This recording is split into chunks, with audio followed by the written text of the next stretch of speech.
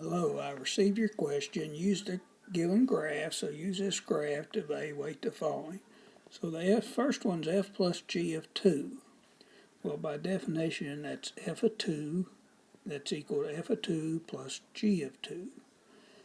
2 stands for the x value, or domain, and f of 2 would be the y value. And so if we come over the graph, we want to find f of 2, so you got to locate on the x-axis 2. Then the blue one here is f. We can see that here, it's in blue. So we start here, we go straight up. The y value is 4. And so f of 2 is 4.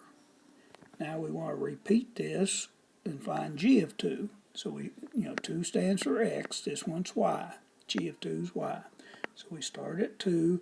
Now the purple one, you can see, is g. So we go up to the purple one. I've already marked it. The y value is 1. And so we put a 1 here.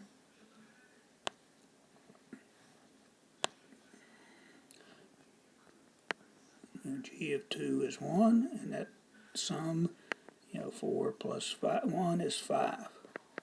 Hope this helps.